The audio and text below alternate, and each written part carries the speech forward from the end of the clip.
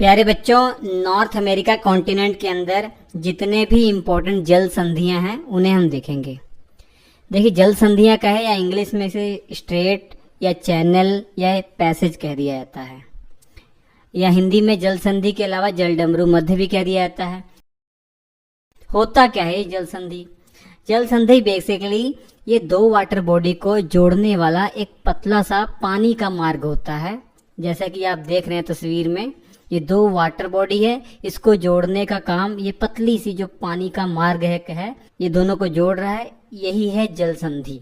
नाम से पता लग रहा है जल संधि। इसके अलावा ये जल संधि एक और काम करती है, ध्यान से देखिए, ये दो लैंड को भी तो अलग कर रही है। तो जल संधि का काम क्या है? दो वाटर बॉडी को जोड़ना और दो भूमि को अलग करना।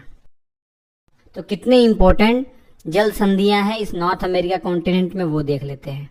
अभी आप इसे कहेंगे कि इसे जल डमरू मध्य क्यों कहते हैं? देखिए, शेप आप देखेंगे एक डमरू की तरह शेप है इसका ना, तो इसलिए इसे जल डमरू मध्य भी कह दिया जाता है। सबसे पहले बात करते हैं नॉर्थ अमेरिका कॉन्टिनेंट में बेरिंग स्ट्रेट की। ये बेरिंग स्ट्रेट ध्यान से देखिए, ये किसको किसको जोड़ रही है?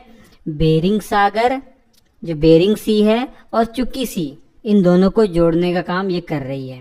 और बेरिंग सी आप जानते हैं ये पैसिफिक ओशियन का भाग है, और चुकी सी ये आपका आर्कटिक ओशियन का भाग है। तो हम ऐसे भी तो कह सकते हैं बेरिंग स्ट्रेट का काम पैसिफिक ओशियन को आर्कटिक ओशियन से जोड़ने का है। और ये अलग किसको किसको कर रही है? देख रहे हैं, ये इस तरफ अलास्का है जो यूएसए का पार्ट है, और इस तरफ रशिया है जो एशिया में पड़ता है। इन दोनों को अलग करने का काम भी ये बेरिंग स्ट्रेट कर रही है। तो हम कह सकते हैं बेरिंग स्ट्रेट एशिया और नॉर्थ अमेरिका कॉन्टिनेंट को अलग कर रही है। तो ये प्रश्न बहुत बार एग्जाम में आया हुआ है। इसके बाद आगे चलते हैं, हम क्लॉकवाइज चल रहे हैं। इसके बाद ये देखिए डेविस स्ट्रेट। ये डेविस स्ट्रेट प्यारे बच्चों दुनिया की सबसे चौड़ी स्ट्रेट है। ये ध्यान से देखेंगे किसको किसको अलग कर रही है। ये इस तरफ ग्रीनलैंड है और इस तरफ कनाडा का एक आइलैंड है बैफिन आइलैंड, इसको अलग कर रही है। और जोड़ किसको रही है? ध्यान दीजिए, ऊपर की तरफ बैफिन बे है, बैफिन की खाड़ी, और इस तरफ लैब्राडोर सागर है। इन दोनों को जोड़ने का काम ये डेविस स्ट्रेट कर रही है, जो दुनिया की सबसे चौड़ी स्ट्रेट है। और यहाँ थोड़ा सा नीचे आइए, अभी हमने गल्फ ऑफ सेंट लॉरेंस पढ़ा था। तो गल्फ ऑफ सेंट लॉरेंस को लैब्राडोर सागर के साथ जोड़ने का काम बेले आइल स्ट्रेट कर रही है। और इसके अलावा किन दो भूमि को अलग कर रही है? तो यहाँ पर एक आइलैंड है, ये कनाडा का ही पार्ट है। इस आइलैंड का नाम है न्यू फाउंडलैंड। न्यू फाउंडलैंड को कनाडा की मुख्य भूमि से अलग करने का काम ये बेले इसले स्ट्रेट करती है। इसके अलावा नीचे आइए, कैरेबियन सी में यहाँ पर बहुत सारी स्ट्रेट है जो आपको याद रखनी है। सबसे पहले तो ये फ्लोरिडा जल संधि देख लीजिए।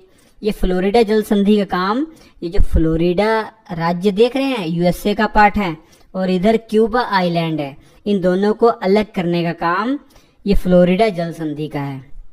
और कौन सी वाटर बॉडी को जोड़ रही है ये? तो गल्फ ऑफ मैक्सिको को अटलांटिक महासागर के साथ जोड़ने का काम फ्लोरिडा जल संधि कर रही है। और थोड़ा नीचे आइए, युकाटन चैनल बहुत इंपॉर्टेंट है। ये Yucatan channel gulf of Mexico को कैरिबियन सागर के साथ जोड़ने का काम करता है। और अलग किसको किसको करता है? इस तरफ क्यूबा है और इस तरफ मैक्सिको की जो मुख्य भूमि है, इन दोनों को अलग करने का काम करता है। यहाँ पर दो पैसेज हैं जो आपको याद रखने हैं, दो जल संधि जो याद रखनी है। जो क्यूबा और हैती को अलग करने का काम बीच में कर रही है विंडवार्ड पैसेज है, या विंडवार्ड जल संधि है। और जोड़ किसको रही है? कैरिबियन सागर को अटलांटिक महासागर के साथ जोड़ने का काम करती है। इसके अलावा इसके दाएं तरफ आइए तो मोना पैसेज क्या काम कर रही है? ये प्यूर्टो रिको को डोमिनिकन रिपब्लिक को से अलग करने का काम करती है। और वही जोड़ने का काम क्या है? अटलांटिक महासागर को कैरिबियन सागर से जोड़ने का काम करती है। इसके अलावा देखिए, एक आर्टिफिशियल आप कह सकते हैं जल संधि है जो बनाई गई है, नहर, पनामा नहर, ये भी एक जल संधि का काम कर रही है। पनामा नहर क्या है?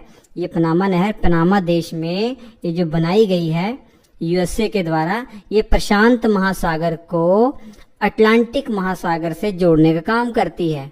अगर बड़े बड़े शिप को प्रशांत महासागर से अटलांटिक महासागर आना हो या अटलांटिक महासागर से प्रशांत महासागर आना हो तो ये एक बहुत शॉर्टेस्ट पाथ है।